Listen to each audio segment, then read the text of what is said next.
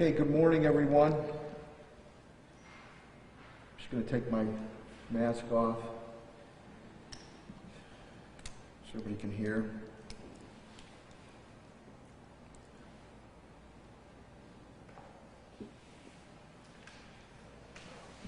Today is a day that we mark in history of the city of Springfield, nation, and personally. Today is June 1st. This is the 9th anniversary of that devastating EF3 tornado that hit the city of Springfield in western Massachusetts, 4:38 p.m. We will mark that, as I usually do, with houses of worships, whether churches, mosques, or synagogues, to play any of their, or toll their bells or chimes at 4:38. And then each and every one of us will mark it with a thought and a prayer and a moment of silence to remember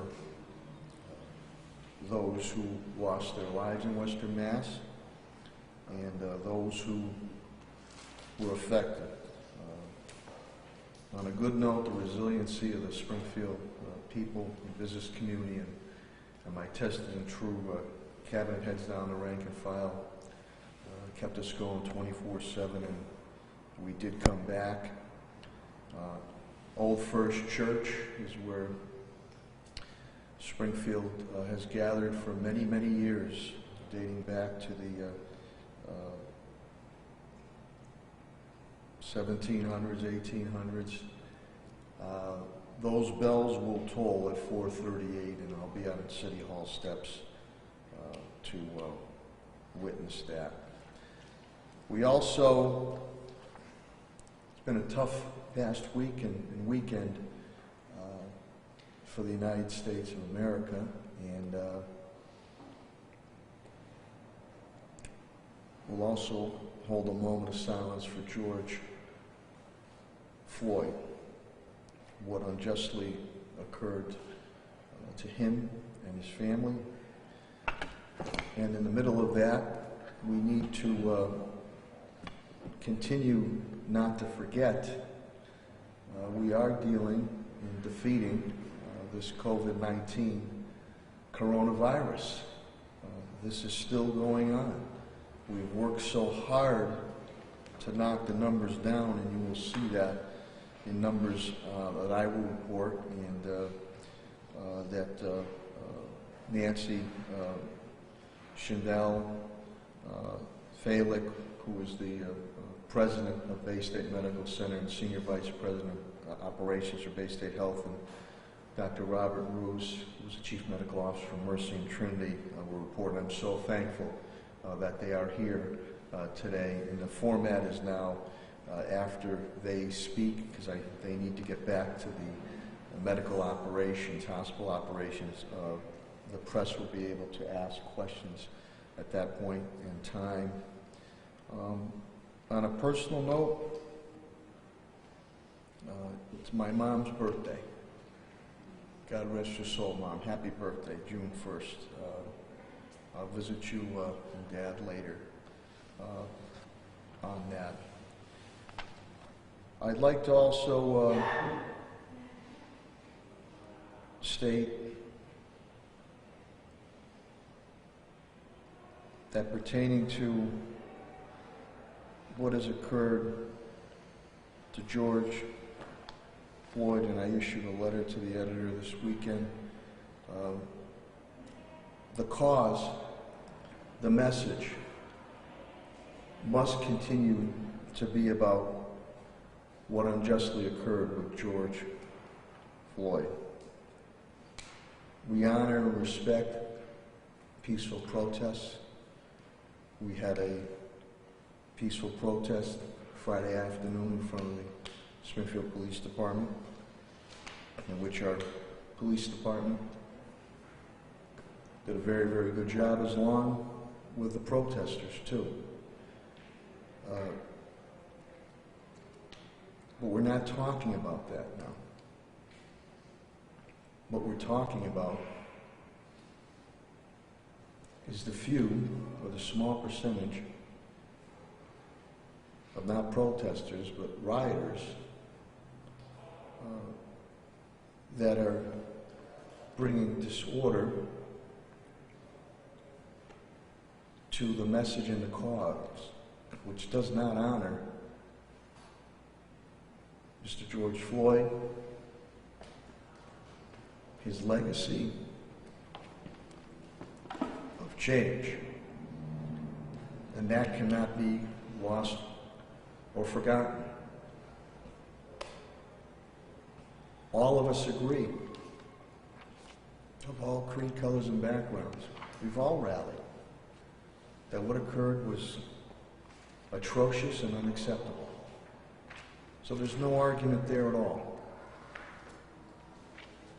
So I ask all to be cognizant and be aware of the few, whether here in the city or other states or in America, that are disrupting for their own causes, because that cause is not the cause, the proper remembrance of George Floyd and his family. Pastors have reached out to me.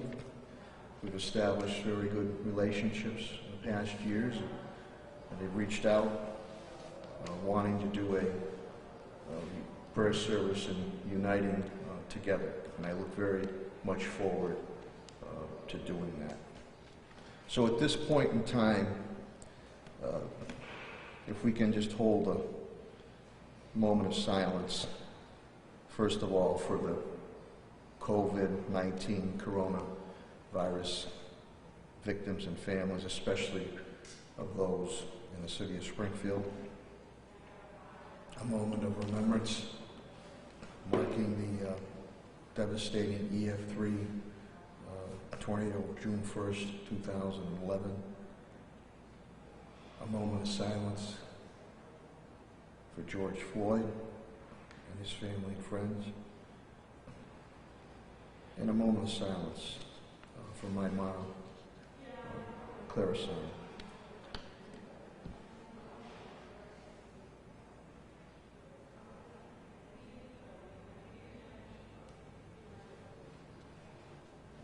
Thank you very much.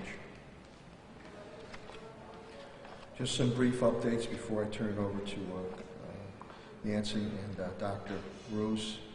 New cases, and again, the numbers seem to be trending in the right direction. Commissioner of Health and Human Services, Helen Carlton Harris, will speak more about it. But Friday we had 39. Saturday we had 20 new cases. Sunday we had 18 new cases, which totals for 2,400 cases total in the city of Springfield. That encompasses about 6.2% of the state's number and encompasses about 39.6% of Hampden County. Unfortunately, in deaths, we went up to 101. That is 1.75% of the state and 17.41% of Hampden County. 53 of these deaths, and again, God rest their souls, and my sympathy and thoughts and prayers to their families. 53 are long-term care facilities. 48 are residential. The makeup of the breakdown is 52 that are white, Caucasian. That's 51.48%. African American or black is 21, which is 20.79%. Hispanic, Latina, or Hispanic is 27 total, which is 26.73%. Asian is 1, so it is the percentage of less than 1%. Elder affairs, We've delivered to our seniors who are in need and requested 8,148 meals. I believe today we'll have another 150 meals being delivered to our seniors in need. Lieutenant Governor Karen Polito had called me early this morning to check in and any needs that we might have dealing with COVID-19 and how we're doing with any type of peaceful protest or any type of issues arising. We did get a call. I did get a call last night, and I appreciate Commissioner Cheryl Clapprood from state leaders that they were calling in a National Guard and needed some of our people who are in the National Guard, and what occurred, unfortunately, in Boston, which, by the way, that was a beautiful crowd there. Beautiful crowd there in Boston. Thousands and thousands and thousands of people. Quite a message on the cause of George Floyd. And then they have that circumvented by a few or a number, some from the outside, that started all that negative situation. Was absolutely terrible. As far as facilities and parks, Pat Sullivan continues to work on the reopening aspects of Phase 1 going into Phase 2. We had a good first week of reopening. You know, the feedback was good. This is new normalcy we're in, and we work out the kinks, but it went very well. We continue to work following CDC guidelines and Governor Baker's edicts on his phase-in approach pertaining as we continue to look and review our summer programs to see what can or cannot be done.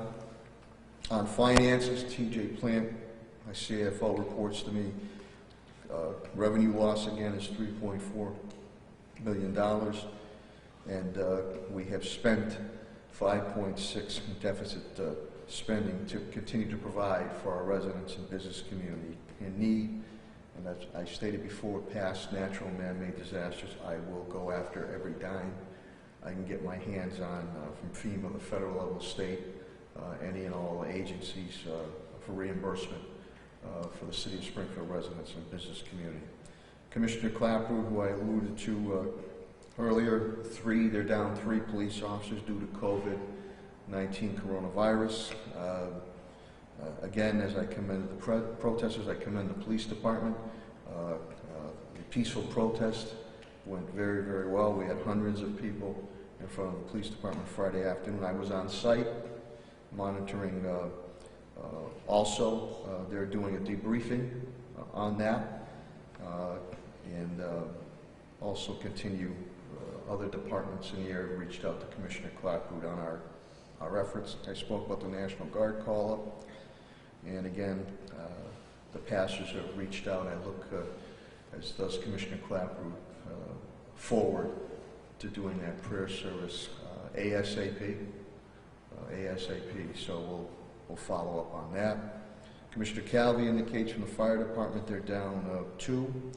They're in pretty good shape, and I appreciate their efforts. Chris Signoli, DPW, they're down 2. Things are going okay, going fine. He continues also to work with Ed Pakula and Tim Sheehan on the restaurant reopening, and we're waiting further directives from Governor Baker, but we want to get our restaurants rolling. We assume it's going to be al fresco outside as soon as possible, so already we have been working on the guidelines. Schools, Superintendent Dan Warwick, we're up to 954, 800, and 800. So we're going to reach 1 million meals. 1 million meals served by the middle of the week. That's breakfast, lunch, dinner, and snacks. I understand in some areas of the country, some of those processes have been disrupted with some of the protests that have gone on. We're hopeful it doesn't occur here. About 74,292 meals went out just this weekend. Virtual graduations start tonight, and if you're in Springfield, it's on Focus Springfield, Channel 15, 6 p.m., and the school department's also going to live stream those virtual graduations. And they run from this week and going into next week. Superintendent Warwick and his team continue to work on summer remote learning. We're putting more money into that for remote enrichment to all of our students. Director Tim Sheehan, Chief Development Officer Tim Sheehan, again continues to work very feverishly on the restaurant reopening. And also something that we were working on, and I appreciated Tim, and we're hoping to announce it this week. Besides the businesses, I need to continue to help my residents. They're struggling. So we've been able to put together $2 million working with HUD. This is to bring, following guidelines, to bring relief to our residents for rent, mortgage payments, and utility payments. And we understand a very reputable firm, we'll announce later, but the Wayfinders, who has a great track record. So we look forward to giving the specifics of that later on this week. The Oasis Food Pantry, another one to help our residents of the area, nearly 3,500 families every Friday at Central High School. A tremendous amount of food, working with Sedesco also, and the Food Bank of Western Mass, and also the milk dairy providers. They're giving us their milk. And Jim Validi's 90 meat outlet has been great to make sure that we're able to give out meat and get tack. Commissioner Clapper, that's our body worn camera consultant or company. They donated 400 surgical masks that we can use to continue to give out to the public. At Pakula, again on all legal aspects, but he continues to work very closely on this restaurant reopening aspect. Bill Mahoney on our continued protecting and preserving, my attorney for labor and HR, protecting and preserving our workforce. He gave me some interesting numbers on unemployment, and we were doing very well here in the city of Springfield. At the time, unemployment in the city of Springfield was 4.4% in March. With the pandemic occurring, the unemployment in Springfield is, in April's numbers, 20.3%. Statewide, April's numbers 15.1%. So again, this has been a delicate balancing act to move us forward in a smart and efficient way, but basing it on public health, medical, and sciences, but also balancing that we need to get reopened and get people back into work, and then balancing it, working closely, very closely daily with our hospital system, because when and if there is a surge, the hospital capacity is key, and they're well positioned if there is a surge on that. So we're moving in the right direction. There is light at the end of the tunnel in defeating this COVID-19 coronavirus, and just as importantly, as we need to continue to come together as one for the cause of George Floyd, for that cause, to continue to make us a better Springfield, a better Massachusetts, and a better America. And that needs to be a precise, pinpoint effort in properly honoring George Floyd's life, and then moving forward on the legacy of change, what occurred within Minneapolis, Minnesota, and mutual respect, and understanding with our residents of all backgrounds and our brave and dedicated men and women in blue. I know we can and we will be able to accomplish that and build bridges. With that, I'm going to bring up the president of Bay State Medical Center and senior vice president of operations, Bay State Health Systems, Nancy Schindel Balick, and we cannot lose sight we still have to defeat this COVID-19 coronavirus. Nancy, thank you so much. Great shooting. Thank you, Mayor Sarno, and thank you to the media for continuing to focus on COVID-19 and help us share our updates with the community. And just as we were prepared for the tornado 9 years ago to help in the devastation, Bay State Health and Bay State Medical Center are here for whatever the community faces. So across Bay State Health, here are the latest numbers. We have tested a total of 13,670 people. 1,754 were detected positive, which is 13%. Not detected were 11,859, which is 87%. And deceased are 215, which reflects 12%.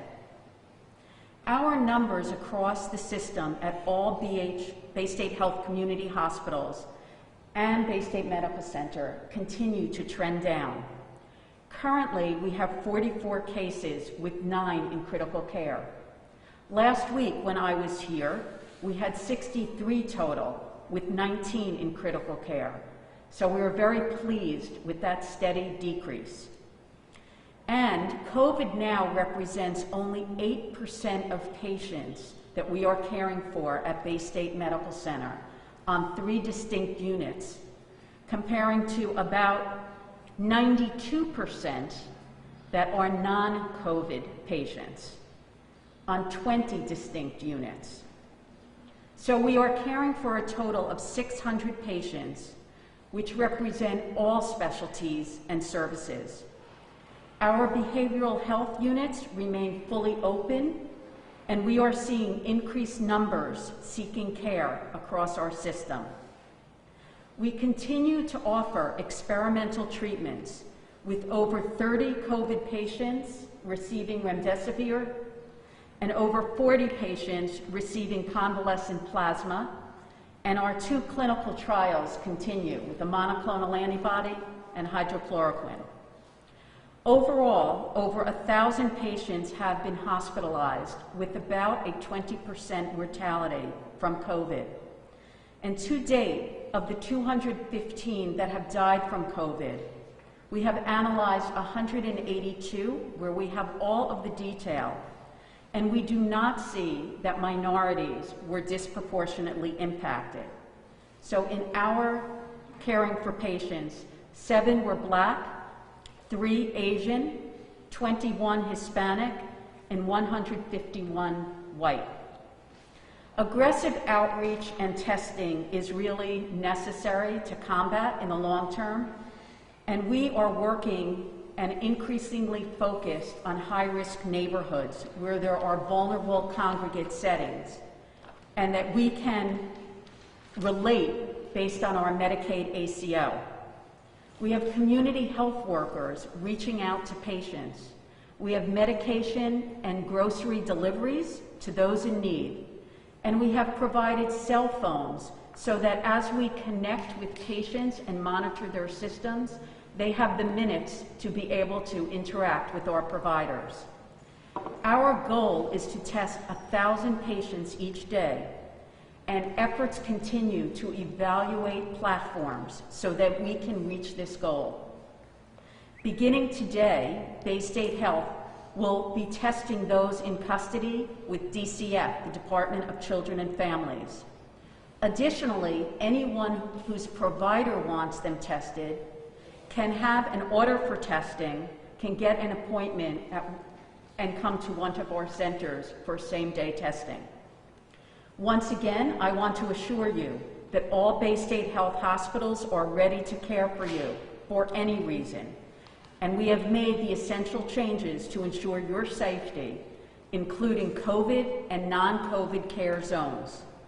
We are facilitating social distancing through deliberate attention to schedules and use of technology to promote the maximum safety.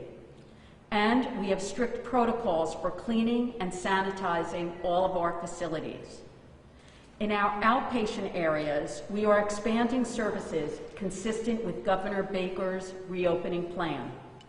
We are ensuring that all 100 of our practices in 20 locations are consistent in the use of social distancing, disinfection, and masking. We will continue the use of telehealth and digital technologies to minimize time in waiting rooms and ensure social distancing. As society opens up bit by bit, we will continue to move forward only if we continue to observe preventive measures, including social distancing, masking in public, and hand washing.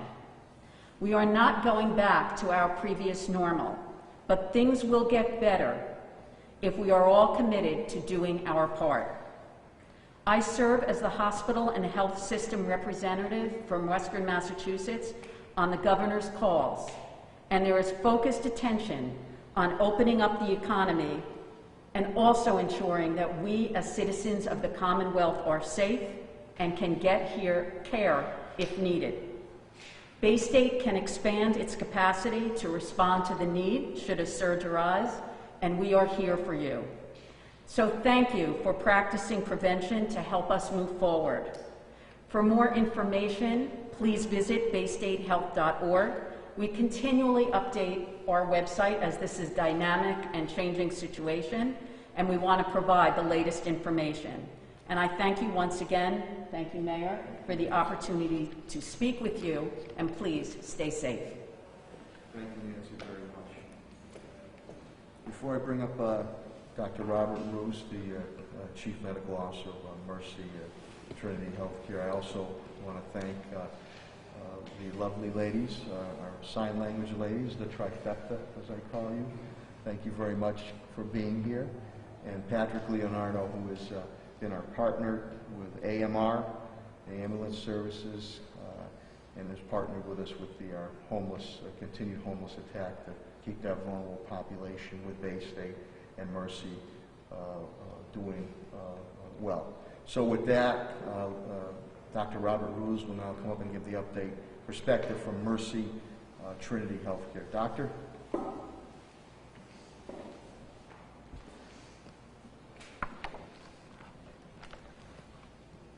Good morning, and thank you, Mayor, for all that you're doing, and thank you to the media as well for continuing to provide excellent reporting during this tough but important time. I hope everyone had a nice and peaceful weekend. We are clearly living in some unprecedented and some unsettling times. And I want to commend you, Mayor, and your teams here in the city of Springfield, particularly Commissioner Claproot and her officers, for upholding public safety in an honorable way, as public safety is always connected to public health. And it's particularly notable in these times that are coming with great challenges. Last week, I voiced that COVID presents us all with a societal challenge, and as I see it, a calling to protect one another, to preserve each other's livelihoods, and to promote public health, civic responsibility, and community solidarity. And this week, that calling to come together positively, as the mayor has said, and in solidarity became ever more apparent and relevant. We have two crises in this country: a pandemic caused by a novel coronavirus that we've been battling for 4 months, and an epidemic of systemic racism and violence that's led to social and economic inequities, health disparities, and preventable death for generations. And as we've seen over the past week, these two crises are unfortunately colliding in some cities across the country. And both crises are at risk of causing more destruction together if both the present circumstances and the underlying conditions are not addressed. As someone committed to health and healing, these crises are both of great concern to me, and my heart goes out to all of those individuals that are impacted by them, and I applaud and stand with the courageous members of our community who are committed to improving those conditions together. In regards to COVID, the path is relatively straightforward. We know what we need to do to heal ourselves. We can treat and we can test. We know what we need to do to mitigate its spread. We can employ preventive measures like universal masking, hand hygiene, and social distancing. And we know what we need to do to prevent in the future as we develop safe and effective vaccines. It will not be easy, and it won't come immediately, but we know what will work. And what you and I do today will directly influence what we can do tomorrow, next week, and in the future. And the science and the data at Mercy continues to show that our efforts are showing positive results. In terms of hospitalized patients today, we have 13 patients with confirmed COVID infection and just 3 in our ICU. And consistently over the past several weeks, we've had less than 20 confirmed or suspected cases at Mercy. And so now we've had 7 weeks of declining numbers and 4 consecutive weeks of declines in the percentage of our medical surgical patients, now down to a nadir of about 10%. In regards to testing, we've tested over 11,400 individuals with nearly 2,500 positive tests. But the percentage of positive tests has also continued to decline now with 4 consecutive weeks at less than 15%. And in fact, over the past week, we are now just averaging about 6 positive tests per day at Mercy Medical Center. And so, in regards to the other crisis, at Mercy, we're focusing our efforts on healing and addressing the conditions that could lead to racial and ethnic health disparities. We know that across the country, that minority groups have experienced hospitalizations and deaths at higher rates than others. But we too, like Bay State Health, have not seen that amongst our deaths at Mercy Medical Center, largely because of, I think, the efforts that we've collectively put in to address them. Throughout this pandemic, we have worked with our Community Health and Well-Being Department to provide direct outreach, homeless care, and education to community members about COVID-19 and its impact on different populations. We have worked through our accountable care organization, BMC Mercy Health Alliance, to do outreach to individuals with Mass Health, and through our clinically integrated network, Soho Health, to all members regarding testing, symptoms to watch out for, and where one can receive care. We have partnered with the City of Springfield and others to provide testing for our homeless population, and we've provided infection control, expertise, and guidance to our partners in the correctional system. We have educated our provider teams to the disparities and outcomes that exist, and we continue to offer the latest evidence-based treatments and those that are under investigation, including remdesivir and convalescent plasma, to all comers, without discrimination. We have provided both surgical masks and cloth face coverings to people we serve that may not have access to them to keep and reuse. And we've provided resources such as housing and made connections to available food, community resources, and childcare for those within our organization that have needed it, and also those in the community to help reduce the impact of COVID on people's lives. All throughout our history, Mercy Medical Center has been guided by its calling to respond to the needs of the community, and that will not change. We carry the core values of reverence, to honor the dignity of all people, and justice, to foster the right relationships to support a common good. And we will continue to focus our efforts on all people that need it. That goes for this health crisis and any crisis. And so with that spirit and with all the efforts that we've put into place to keep you safe, today Mercy Medical Center is attesting to the Department of Public Health's reopening criteria to be able to expand the services and procedures offered to you. We know that these are early days in phase 1, and we have a long road ahead, and one that's going to come with significant and additional challenges.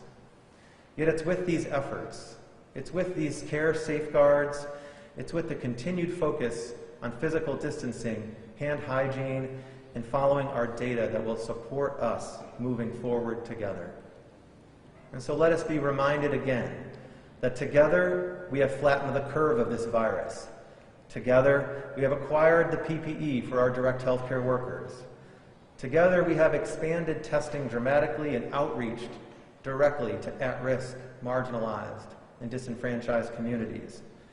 Together we have developed treatments and we are studying their effectiveness.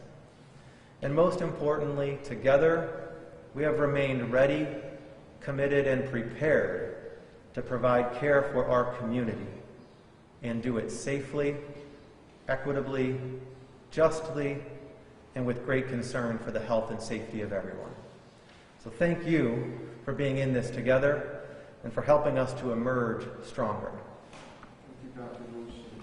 Madam President, if you want to come up, and Dr. Roos, and so they get back to their important work, and I cannot thank both Bay State and Mercy, all your direct line healthcare providers, from doctors up and down, all the way to your CNMs and facilities management. You've been on the front lines, and you've seen a lot of challenges, but you've also seen a lot of people recover because of your efforts. So let's give them a big round of applause.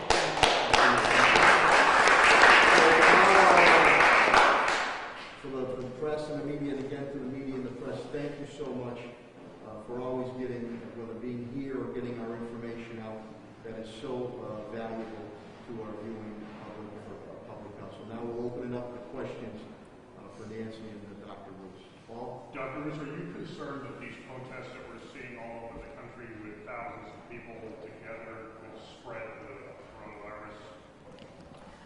So we do know that the social mitigation efforts, including physical distancing and not gathering in large groups, has been one of the most effective strategies to reduce the transmission of the virus. So whether it's recreational events or peaceful protests where there are large gatherings of people coming together, if there are individuals that could have the virus, it does present some risk that could increase the transmission or cause a spike in the number of infections. What I would caution people is to continue to take all the other appropriate measures that they can in any circumstances, including wearing masks, practicing hand hygiene, and we will hopefully look to not see that occur in these situations. But there is a potential that these two things can intersect and cause more harm together. Thank you. Any other questions? Just a couple on. That's all right. Go ahead. Go ahead. Mike, go ahead. Are the COVID risks now any less than in March when the lockdown and the pandemic began?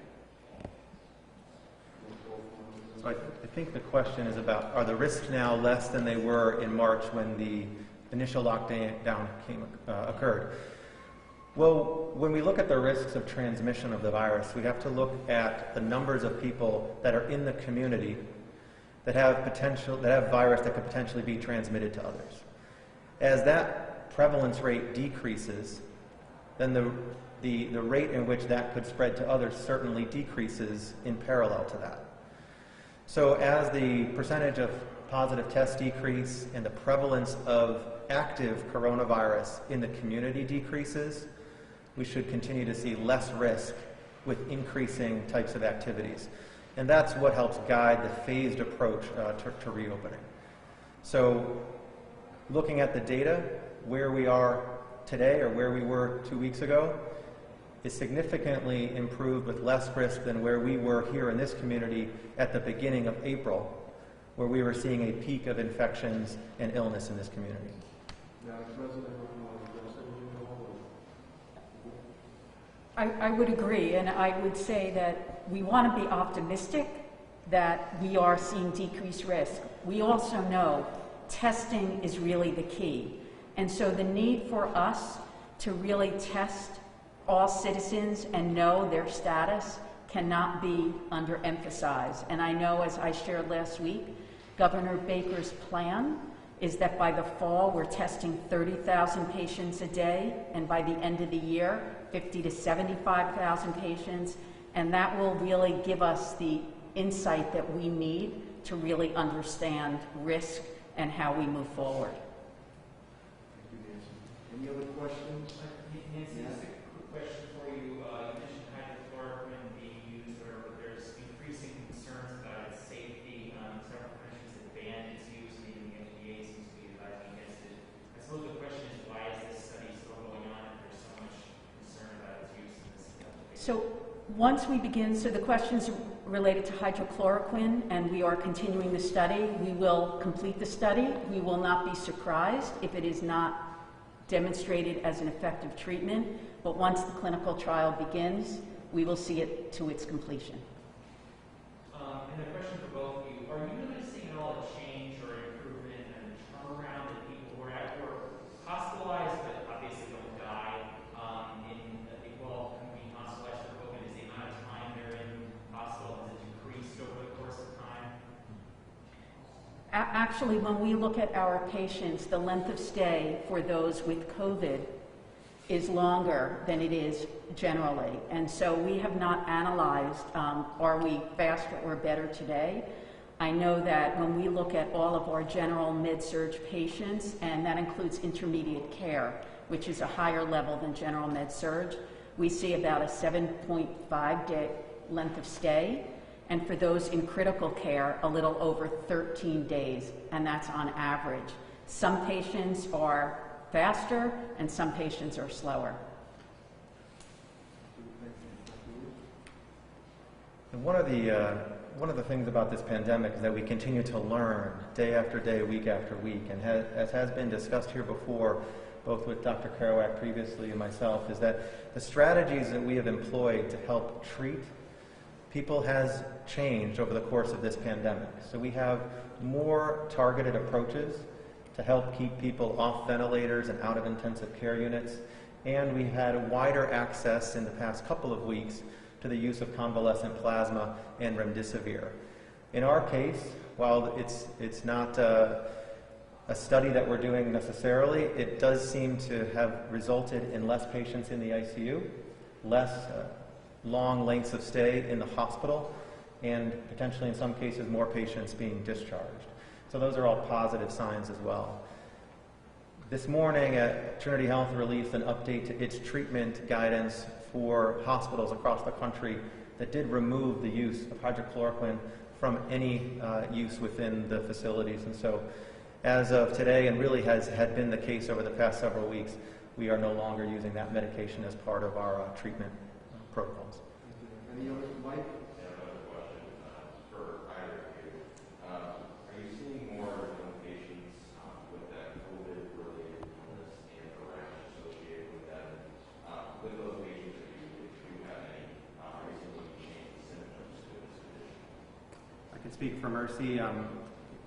Not having a children's hospital, we have not seen any cases that I'm aware of the multi-system inflammatory syndrome related to COVID-19. So We have seen a couple of cases, and the children have all recovered. Any other questions? Just another one for both of you. As we start reaching a point where it's reasonable to be periods of time where your hospitals have little to no COVID patients, is there an idea about how that's going to change operations where, you know, on one hand, I imagine you're going to continue testing everybody who comes in and you don't know, but on the other hand, you are going to have a lot of hospital that is set aside for a disease that doesn't have as many people. I don't know if you just want to comment on what that's going to look like when you're getting down to very, very low numbers of COVID patients. Yes, and I think we will be thrilled to have lower numbers of COVID patients. However, we know that we don't know how this virus behaves and what the fall will bring. And so we will plan, and we have already closed units when there are not enough patients requiring care. That said, we have kept our surge capacity so that we are able to respond and care for any patients that need us. So we will expand and contract as our numbers do. And I would echo that, as Nancy alluded to earlier, we want to be optimistic about this, but always prepared. And so we will continue to operate at the hospital with COVID-free entrances, walkways, and units, and have dedicated and cohorted COVID spaces for any patients that would come through. If we get to a future state where we have such few numbers and they are so infrequent, perhaps as a result of an effective vaccine, then we may at that time consider treating COVID as we would with other infectious diseases like tuberculosis, where we have strict protocols and procedures to employ within the context of usual or the new normal of care. I think we're some way off from that.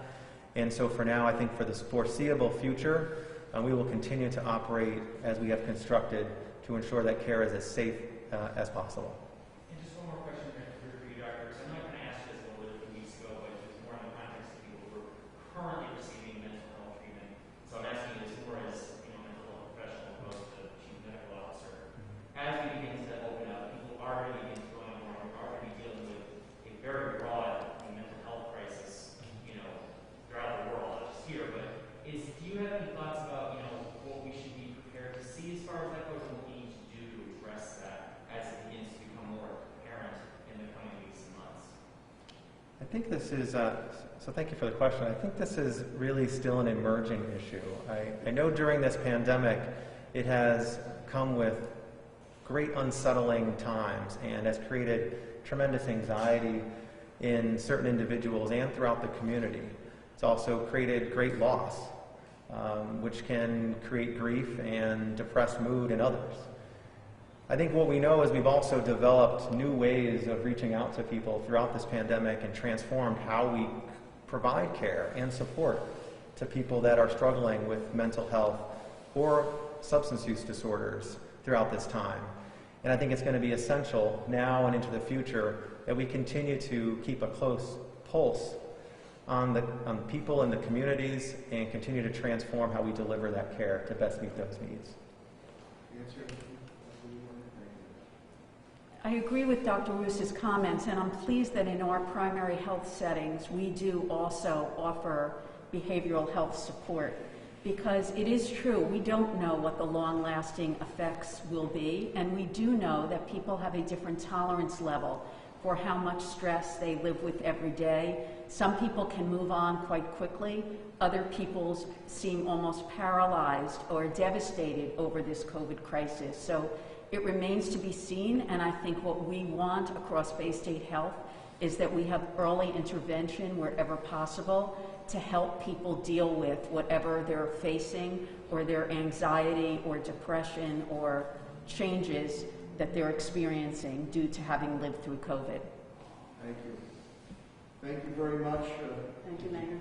Dr. Roos, and appreciate everything you and your team are doing. Thank you.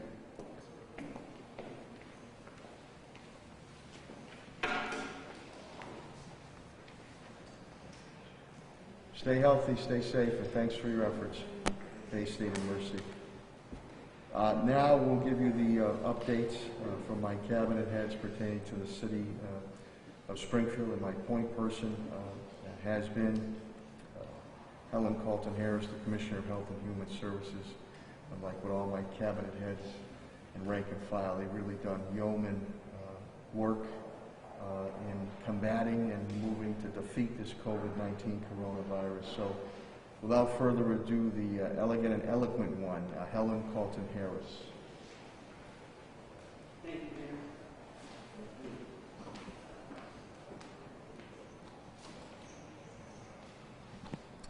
Thank you, Mayor, and once again, thank you for your leadership. I want to start by congratulating the residents of the city of Springfield. You are doing an amazing job. We've asked you to do something that you've never had to do before. We've asked you to stay at home. We've asked you to socially distance. We've asked you to wear face coverings. We've asked you to practice good hand hygiene. We've asked our businesses to behave differently. We've cut down on the number of individuals you can have in your businesses. We've asked you to wear face coverings. We've asked you not to let individuals come into your stores without face coverings, and you are doing it. I am extremely appreciative of the work that is being done by our residents and our businesses to control this virus and to contain this virus. 101 Springfield residents have died. 101,711 Americans across this nation have died from coronavirus. We continue to see the community spread from coronavirus. So while we are very grateful for the efforts that have been done by our residents, we ask, as you have been asked many times, to stay vigilant, to continue to do those things that we know will protect you, your families, and each others. The mayor indicated our numbers. The city of Springfield, 2,400 positives. 39.76% of the Hampden County cases. The new cases in the Commonwealth yesterday were 664. And the long-term care facilities in the Commonwealth remain high at 62% of all deaths are from long-term care facilities. The Commonwealth of Massachusetts is working vigilantly with the long-term care facilities and have had med techs and National Guard med techs in long-term care facilities. We continue to work closely with our long-term care facilities because we understand that losing a loved one, no matter what the age, is a travesty and leaves a gap in a family. And so we continue to work with our long-term care facilities and pray for the residents whose families have transitioned or passed. 52, as the mayor said, of the 101 who died in our city were white, 21 were black, and 27 Hispanic, and 1 Asian.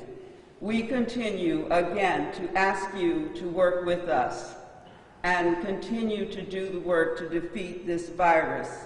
The face coverings, working. Social distancing, working. Staying at home if you're sick is working, and hand hygiene again.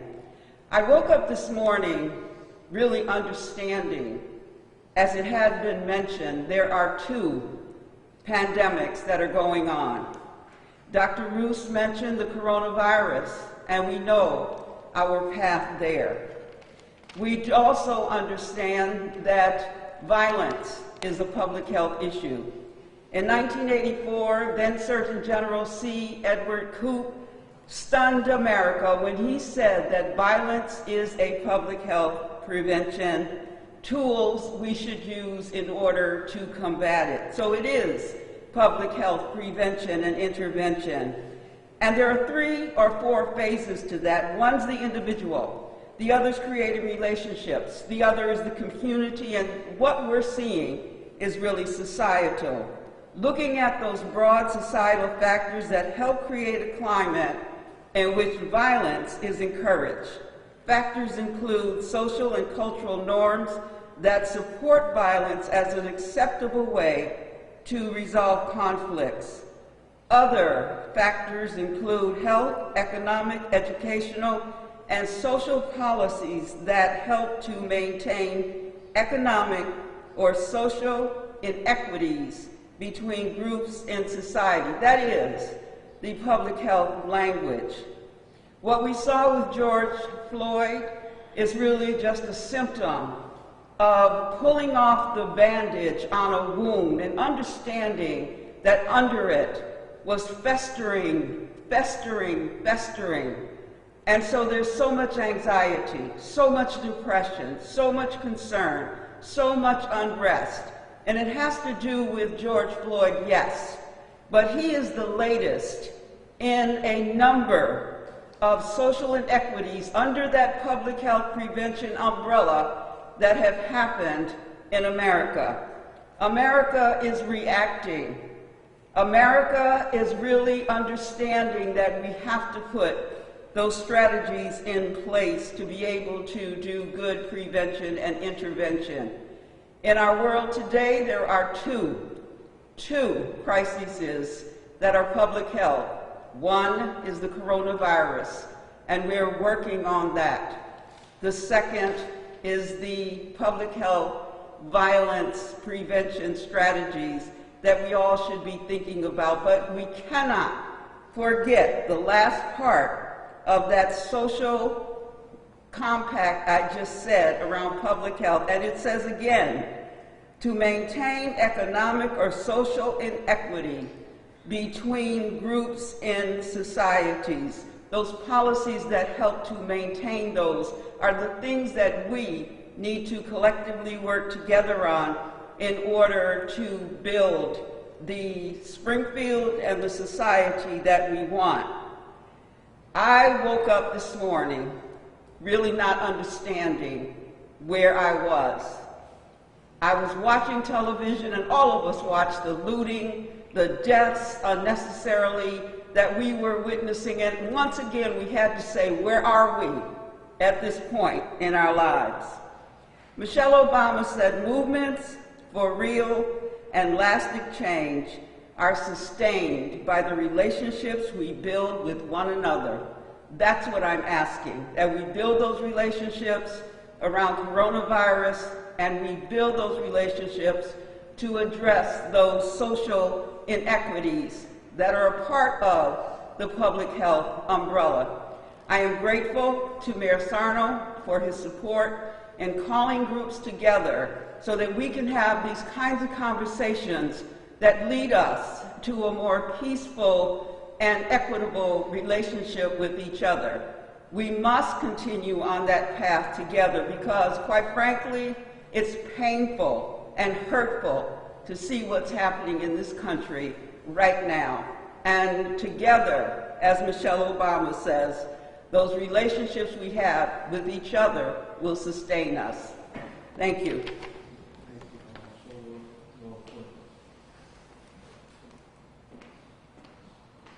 Thank you, Helen, so much. You can see why I say the eloquent. That was so well put. And this past Saturday, we were able to go back to our houses of worship, whether church or synagogue or mosque, and I was able to get back to my beloved Mount Carmel Church at 4 o'clock Mass Saturday, and not only to pray for my family, but also to pray for my family of you, Springfield, and to pray for each and every one of you. And just as importantly, to pray that our nation can learn and heal from this process of change. So, Helen, your words are warmly received and much deserved. With that, we will go into our public safety component, and I'm going to lead off today with Springfield Fire Commissioner Bernard V.J. Calvi. Again, they were out putting, I think they had 3 fires, made aware, 3 fires that they were out putting out over the weekend, and we deeply appreciate our brave and dedicated firefighters. Springfield Fire Commissioner Bernard V.J. Calvi. Good morning. Thank you, Mayor. As the Mayor stated, we had quite a busy weekend. We had 3 building fires yesterday. We had a major motor vehicle accident on Saturday. We had a large brush fire on Friday afternoon. We had 2 other structure fires last week and brush fires and multiple burning complaints. So with everyone being at home, being out of school, if everybody could use extra care when being out in the outdoor areas with disposing of cigarettes, keeping an eye on younger individuals in the community, make sure they're not getting into mischief, starting fires out in the woods. Just keep an eye on that type of thing. One of the building fires was started due to someone disposing a cigarette in the mulch outside the building, which spread to the building. So if we can all keep an eye on that, that would be great to help eliminate and keep the fires down in the community. On the COVID front, we have currently 2 people out from the department with COVID-type symptoms. They're being tested now, and hopefully those will be negative when we get them back into the workforce as soon as possible. That's my report for this week. Thank you very much. Thank you, Commissioner Calvi, and now I'm going to bring up the Police Commissioner, City of Springfield, Cheryl Clapprood, and again, her men and women in blue did a tremendous job on the peaceful protests that occurred Friday afternoon, and we welcome peaceful protests. I think what all residents, no matter what creed, color, or background, or business community, do not welcome is the few that want to cause negative activity and violence. So while we welcome peaceful protests, we will not welcome any type of criminal or disorder. So no one, whether police officers, whether the protesters themselves, whether the residents of the City of Springfield, or the business community in the City of Springfield, has to face any type of negative activities. So again, I'm proud of the police department and how they continue to move forward and build relationships and how we handle that situation. And I'm proud of the protesters. And I've indicated that in writing too. That it was peaceful. We heard your message loud and clear. And that's the proper way to honor George Floyd's legacy as we move forward for positive change. And as Commissioner Helen Colton Harris has indicated, building bridges, working together. There's been too much of this going on. We need more of this. We're not always going to agree, but if there's mutual respect, there can always be an understanding to get to that goal. So without further ado, the Springfield Police Commissioner, Cheryl Clapper. Thank you, Mayor. Good morning. We have 3 officers out with COVID. We have had, I think, 5 now called up to assist the National Guard, which we understand and we can handle at this point in time. The state is busy as well as the city. I would echo the mayor's comments in that Friday's protest out in front of 130 Pearl Street went about as well as can be expected. I do also compliment the organizers of that protest in helping us de-escalate some people who were becoming agitated, and we needed their help. I do not look for any confrontations with any group. I understand their point of view. As I said in an interview Friday, and I will repeat again, and it's not an excuse, it's for public understanding, to please know that as frustrated as the public is in the incident regarding George Floyd, we also are frustrated. We also are angry. We also are confused at what happened and the focus on us as a whole, because the police department has worked hard to build community relations here in Springfield, as I'm sure police departments across the state have. We know we cannot work in a silo, isolated. We need the community. We do not succeed by ourselves as law enforcement or protecting the community of Springfield. We need the community, and we had made such great strides here in Springfield with our C3 and with the new officers coming on board, and with the training that they received, the EPIC training. And EPIC stands for Ethical Policing is Courageous. And we teach that to the new recruits, and the mayor knows that the last group of officers who were promoted, I told them what it takes is courage. Not courage to fight against crime, but courage to hold yourself and others responsible for actions, so that if one officer is acting out or one officer seems to be a bit rogue in their behavior, to report that, to let us know that. That takes courage, because the police department is a big group of people who have our own internal struggles and issues as well. And peer pressure from older officers can be exerted on younger officers, and hence the old saying of the blue wall of silence or the blue line of silence. We can't have that anymore. We need a blue wall of courage to do the right thing, and that's what we stress in Springfield as they're stressing across the state. So no one is more frustrated and more aggravated at the events that took place in Minneapolis than the police. And I have said it before, no one hates a bad cop more than a good cop, because we get lumped together, and the strides we've made, the accomplishments we've made, gets dragged down as well as that of the bad cop. So we hate to see that. The act was egregious. The act was indefensible.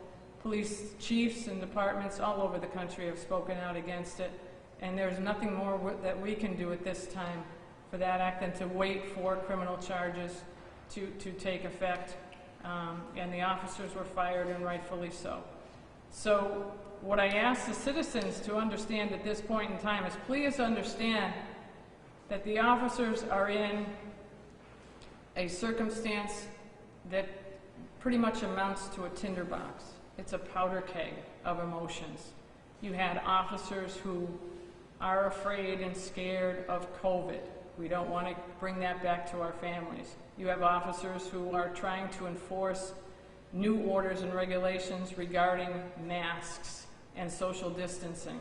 And we find ourselves placed in the role of being the person on the playground that says, no, don't do that. Remember that you have to wear masks. Remember that you have to socially isolate. We find ourselves now under the microscope of everything being observed and our behavior that could cause another riotous outbreak, that could cause condemnation on our police department. I have officers who are faced with criminals who are locked up one week and back out the next.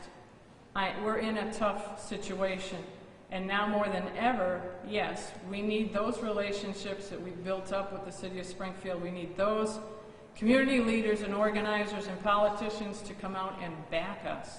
We need your help. We have tried and will try to do the right thing by people and weed out officers who do not fit that criteria. But if you're in public office, if you have a say in your community, if you have a religious standing where people listen to you and look up to you, we need you more now than ever to say that violence and further violence is not the answer.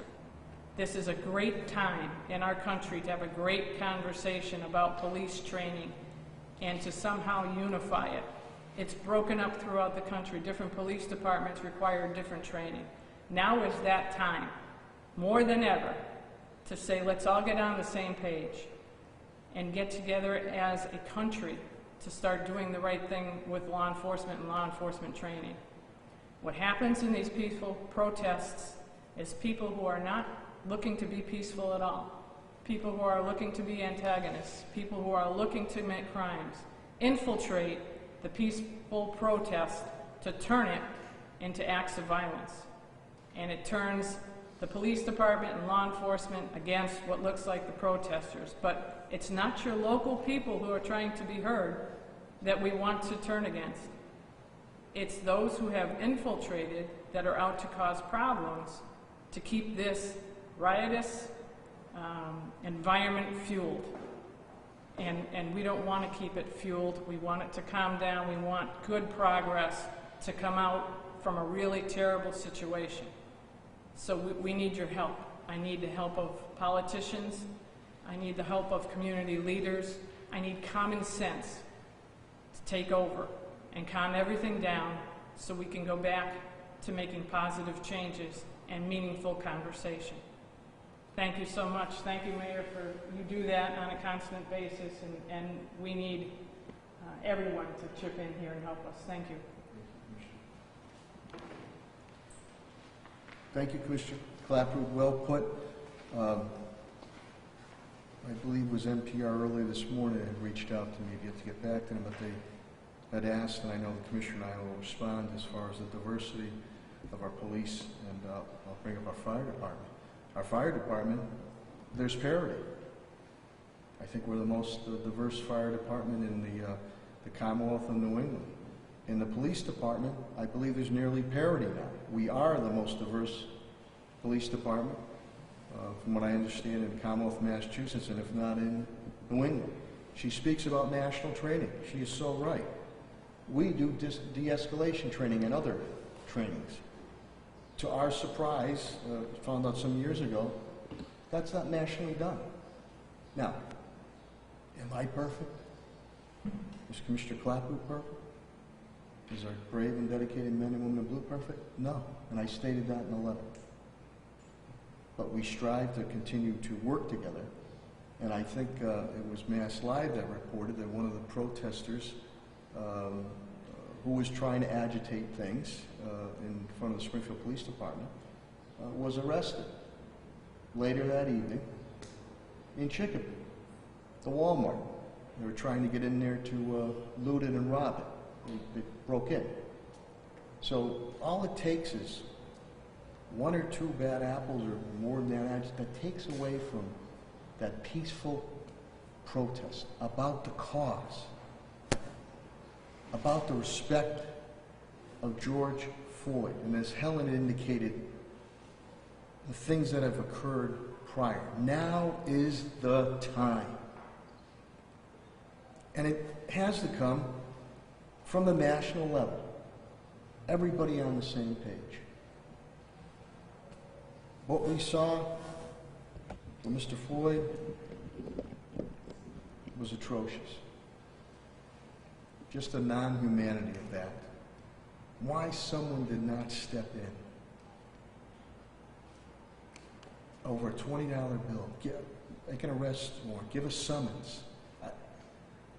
That goes to poor training. And everybody knows how I feel about public safety and men and women in blue. And now everything is festered up, and it has to be dealt with. So we'll continue to build on our relationships even when we don't agree. And I think once we can continue to keep sitting down, and Helen had mentioned, we had a number of meetings prior. Many are closed door that we did. Helen's involved in those with clergy and social activist groups. And I believe a mutual respect has been built. We don't agree all the time. I find out things I didn't know. They find out things that they didn't know that our police department has to deal with. But there needs to be a national healing. This is really, I can only imagine how the families of George Floyd and the others who have lost their lives and officers not acting correctly feel. But Helen said it, and I think Cheryl said it. You know, you're dealing with the COVID-19, you're dealing with the coronavirus, and this hits you too. Because we love and care about our city and about our people. And we don't want to see that happen here. So what's right is right, what's wrong is wrong, and if something's wrong, we will call it out and deal with it. I'm sorry to wax on a bit there. I don't know, do we still teach philosophy in high school? I know in college. So with that, I'll give the entree here to our Superintendent, Dan Warwick, and he and his team have done a tremendous job, and Superintendent Warwick, Springfield Public Schools, will give an update. Thanks, Dan.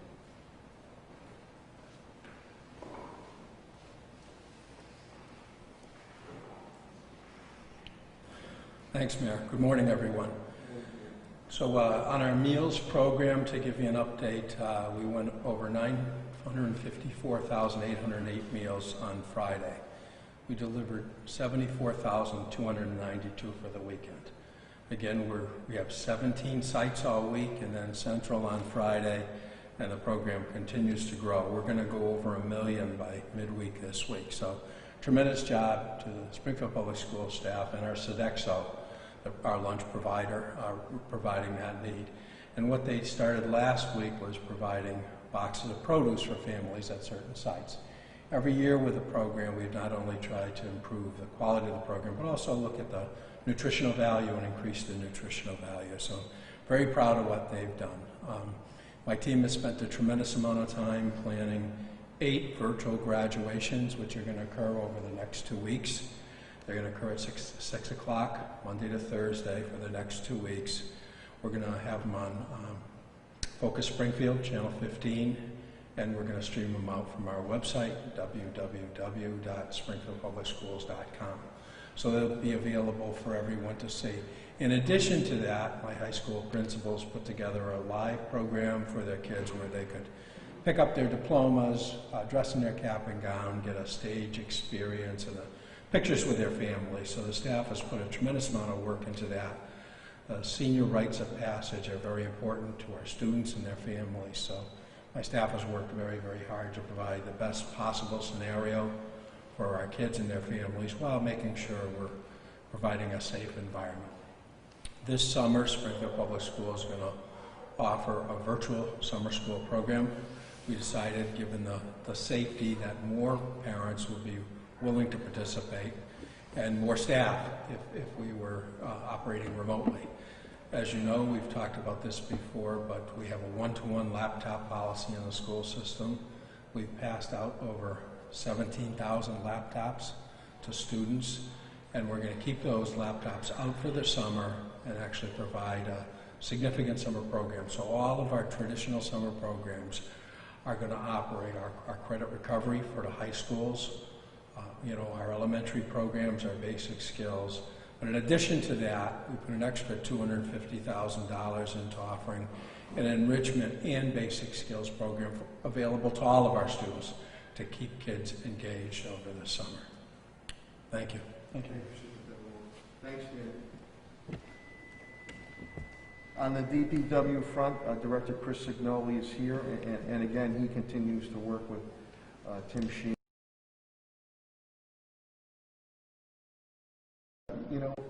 To all the men and women at DPW, trash is still getting picked up. Recycling is still getting picked up. Yard waste is still getting picked up. I know he's got the street sweepers starting out and about. Construction work is still going on. Sometimes we take things for granted on the frontline providers, but DPW has done a tremendous job. Without further ado, the Director of Department of Public Works, Chris Signoli. Director Signoli. Mayor, thank you. With regard to DPW, I have 2 employees that are out now related to COVID. As the mayor mentioned, construction activities have really increased in the city over the past week or 2. Bay and Berkshire, major Mass DOT project is starting as well as our paving programs throughout the city. The Tapley Street facility opened last week. By appointment only, went extremely smoothly. So if people need to get into Tapley for building, code, DPW, retirement, engineering, it is by appointment only, and those numbers are available on the city websites. As the mayor mentioned, we are working this week through the governor's orders with regard to restaurants to be able to work with as many as possible to not just have their footprint of the building open when the governor so allows, but also to be able to maximize space around them to be able to get outdoor dining.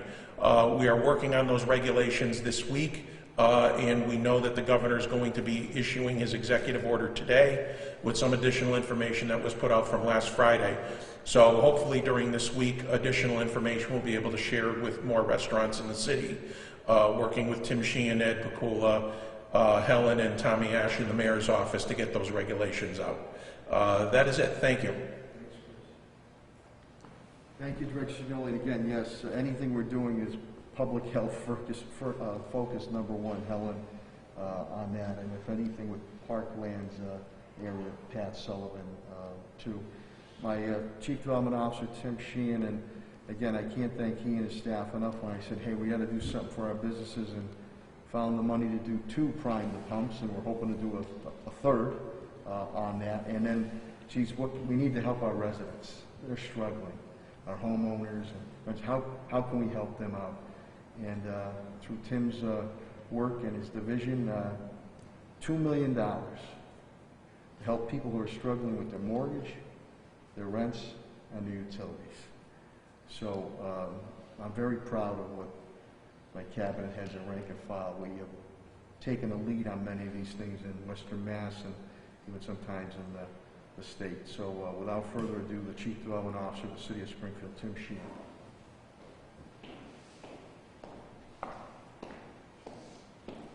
Thank you, Mayor. As we're reopening in a new normal that's far different than the normalcy that we had in early March. The Economic and Community Development Division is actively working on programming that addresses 3 fundamental areas. One, obviously, is dealing with small businesses in how they are responding to the reopening orders and dealing with the public safety issues as it relates to the virus. And we're most likely going to be able to do another grant round that addresses assisting small businesses with those costs. The second component is dealing with housing security. Obviously, the virus has taken a severe economic toll. As the mayor was indicating earlier, the level of unemployment that exists in Springfield has been at an all-time high, and the economic distress that's in our neighborhoods and in our community as a whole is significant. So one of the issues that we want to ensure is that no Springfield resident ultimately is losing their home due to the economic impact of the virus. And the third component is ultimately looking at the reemployment and the workforce development issues related to reemployment. Those 3 areas we're going to be coming forward through the CARES Act and ultimately implementing programming to deal with all 3 components. And again, what we're trying to do in terms of the programming is to make it as simple as possible from a processing standpoint and to be highly flexible so that we can respond to the conditions on the ground as they change. Thank you.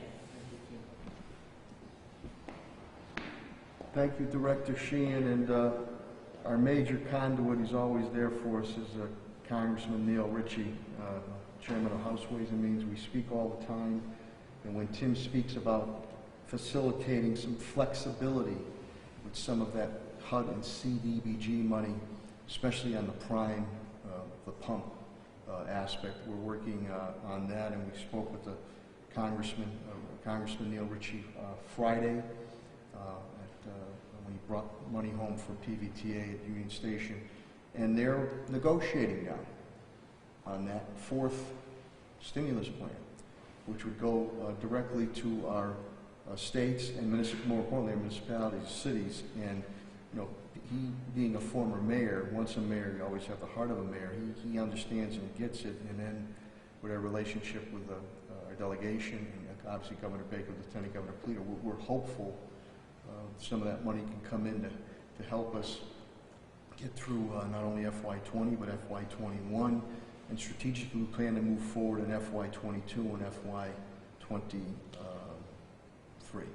So with that, I gave you a little brief on the legal update with Solicitor Pakula and Human Resources Labor Director Bill Mahoney, and Finances CAFO TJ Plan. I gave you that. So as usual, I'll open it up to questions of my cabinet heads, myself, whether Sarah, Mike, Matt, if you have any, Paul, any questions of each and every one of us.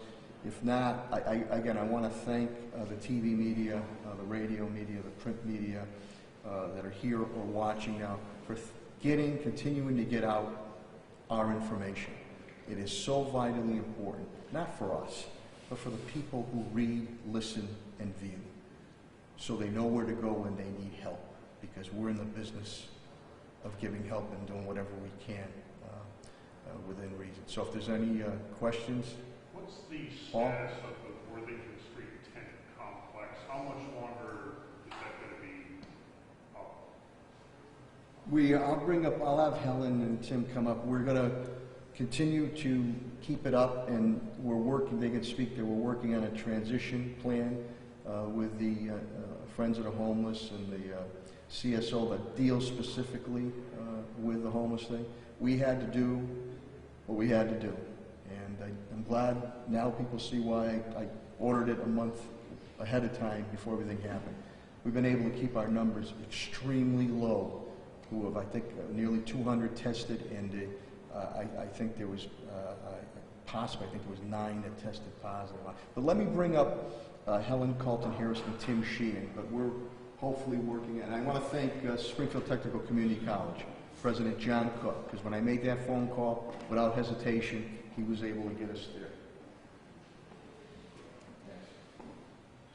So the situation at the tent, we are meeting with the homeless providers beginning next Thursday to develop a transition plan and at least understand what resources are available for the homeless population, so that we're not, we're continuing to care for those individuals, but we will be developing a transition plan.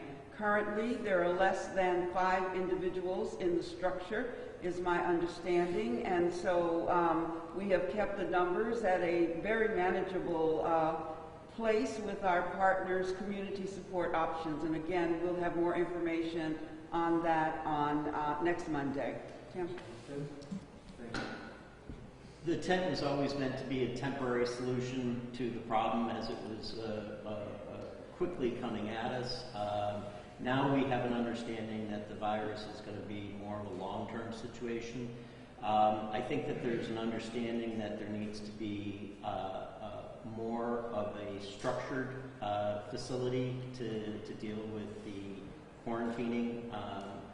So we're trying to figure out how that ultimately can be done, and how it can also help in terms of depopulating and reducing the amount of people that are homeless people that are in one facility at a given time. Any other questions pertaining to the homeless?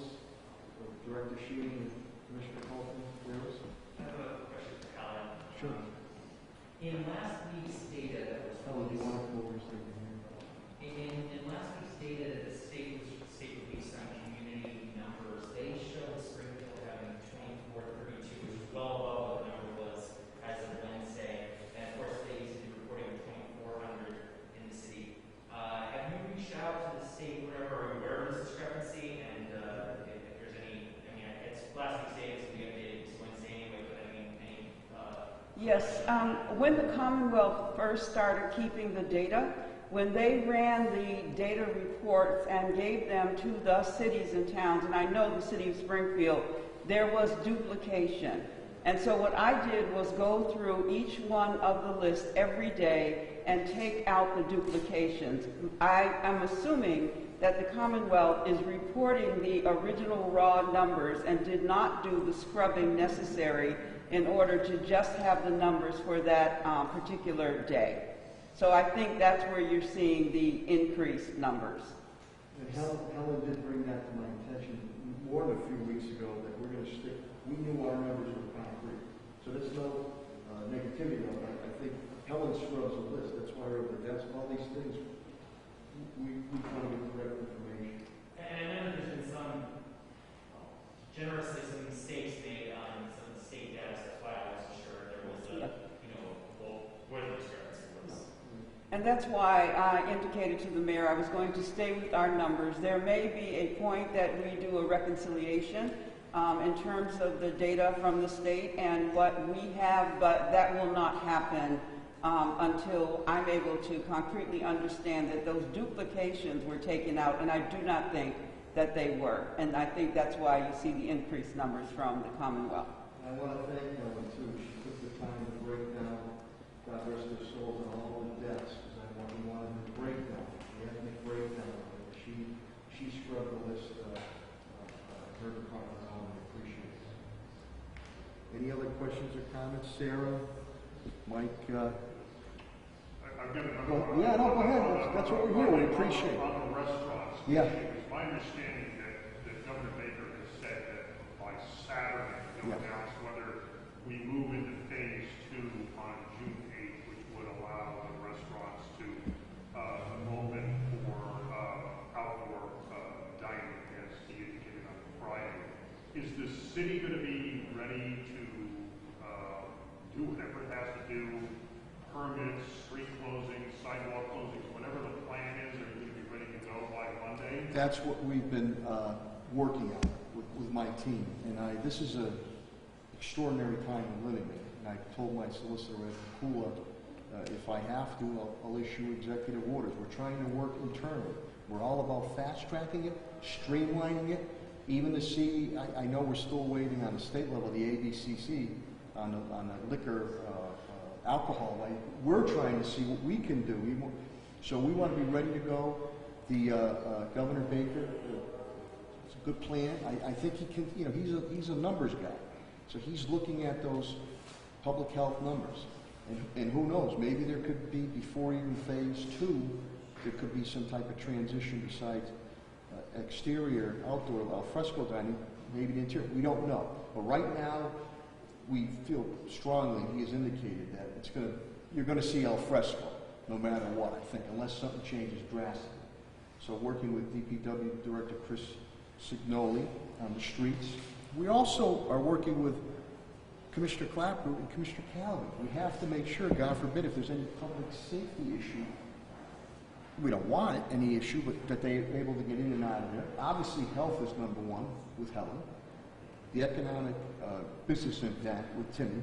The legal clearance is always with my solicitor, Ed Pakula. And if there's anything, and then we're going to work with the business community. We're reaching out to the business community restaurants, some we've already spoken to. Some might be elated about closing streets, some might not. Now, if any parkland comes into play in certain areas, we're working with Pat Sullivan too. So I guess the old thing, we're building the plane while we're flying it right now, because we're waiting for concrete. But I believe he's going to, Bill Baker from my staff, my communication director, and he's going to, Governor Baker tries to say something today, but I do believe concretely Saturday he's going to say something on it. So we're going to, it's a puzzle right now. So let's go plan A, plan B, plan C, but we want to be ready to go. But if you determine, for example, you mentioned street closings, or if you determine which streets, where, and when will you make that information public? You know, I think publicly, the fort has been looked at, Fort Street. I'm bringing Chris up. There has been some talk about Worthington Street, some others. Now, some like that, some don't. So we just told the restaurateurs, and Solicitor Pakula and others are reaching out even the more. Come on up, Eddie. What's your fancy? We just want to get your back open and rolling. Okay? Thank you, Mayor. Yeah, we are internally discussing the issue, but we want to have a reach out to the restaurants. We want to get input. The standards, I don't know if you saw them, that just came out on Friday, were sort of our first look about what we can expect. There's a lot of moving pieces. There's the COVID piece, there's the alcohol piece, there's the food piece, and they all interrelate and they all overlap. And I'm not sure how the restaurants are even seeing the guidance that was put out on Friday. So we are actually working with our health commissioner, as well as our economic development people, our DPW, our police, our fire. All of those play a role. If I can conceptualize it, what we're trying to conceptualize it as the change of description of a premises that has been licensed to serve alcohol. And all of the things that we have to look at from that standpoint, from planning, DPW, police, fire, health. We still have to do. But now it's moving into the public way. Now we're looking at sidewalks, we're looking at streets. Adds another layer of complexity. And we've looked at what Boston is doing. We've looked even at what Chicago is doing. And we've looked at what Hartford and Connecticut are doing. We're trying to put them all together. And as I said, and as the mayor said, we want to reach out to some of the restaurants from throughout the city. Downtown, 16 acres, Orchard, Mason Square, North End, all over. And we want to get their input. We want to know the problems they anticipate. Some restaurants have reached out to us a few weeks ago. So that's where we're working with the Springfield Approval Business District. But when we speak in our meetings, we speak about the whole city with restaurants or mom and pops. How we can get them reopened, or how if they are open for delivery, how we can get them accepted. We want to be able to fast track this, follow all the proper public health, public safety, economic guidelines. So we don't look to be an impediment at all. We want to get them open, and we're trying to figure out ways if the state doesn't step forward on the ABCC, whether executive order or what. We're trying to figure out a way on the liquor license, because you have to be contiguous. So I have a great team. They're working on it, and we want to get them rolling as soon as possible. Thanks. Any other questions for Mr. Poulet? Question for Commissioner Clark. Sure. Partly, I suppose this is a question because you've been in the department for a long time, so you have some historical perspective as well. The mayor mentioned de-escalation training. I know this has been discussed for a number of years in the department. Can you explain what that means exactly and how it's different from what would have been done beforehand? What the emphasis is now, Matt, it's on talking to people. They used to call it, there was a course that came out about 10 years ago, I think, and they called it verbal judo. And that course has since kind of morphed into de-escalation training. It's to learn how to talk to people, how your stance, how your tone of voice affects the response that you're getting. And it deals with relating to people and giving people a chance to vent to you before action's taken. It's just teaching the officers that not everything has to be a physical confrontation, and it gives them some examples, it gives them some alternatives to a physical confrontation before that's necessary. So that, combined with, I think, the EPIC training and the ethical dilemma training about watching your partner, watching your own behavior, I think that has set us apart now within the last, especially the last 5 years. Because we know we've had some incidents and we address them, and that's what I find to be very frustrating about this incident, is it's turning into something totally different than a learning experience for law enforcement. It's turning into a riotous, violent confrontation, which it's a shame, because I felt there could have been some real good dialogue here going on between different departments and how the officers are trained. Any other questions, Sarah, Mike, Westfield Whip? Any questions at all? Paul? All set. Okay, listen, to each and every one of you, to the viewers out there, thanks for watching, and thank you for what you're continuing to do day in and day out. As Commissioner Helen Colton-Harris indicated, it's working. It's working. I know it's tedious. I know it's aggravating. I know that puts a lot of stress on each and every one of us and our families. But again, when you're out and about, wear that mask. If you please, if you can, social distance 6 feet. If you don't feel good, stay home. And we move forward aggressively on testing. We're doing the other thing, contact tracing.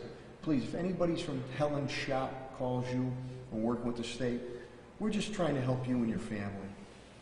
This information is confidential, and we want to be able to mitigate any type of community spread, isolate it, and be able to nip it right in the bud. And the other thing too, I know it might seem common sense, but continue to, wash your hands. Moving forward. And our first week of reopening has gone pretty well. It's via appointment right now. Soon we'll try to transition to phase 2. We miss you too. We like seeing you here in City Hall and our city buildings, but we want to continue to preserve and protect our workforce, which we've done a very, very good job on, knock on wood, and we want to protect you and your families with this health. So all this information, as you know, is on our website. We update it nearly daily for all the contacts that you need or any help that might be needed. But you've been a great partner in the City of Springfield, the residents and business community. And again, I deeply appreciate your patience, your understanding, your cooperation, your collaboration. We're in this together as one, and we need to win this as one. So not only dealing with the COVID-19 coronavirus pandemic, it is a time of national healing that has to occur with the terrible death of George Floyd. So with that, again, on peaceful protest, we welcome that. That's the American way. But to those who want to perpetrate violence and vandalism and mayhem, that will not be tolerated here in the City of Springfield. Not only to protect the residents and business community, but to protect you, the people who are peacefully protesting. So we have to make sure that we weed those individuals out. We'll see you next week.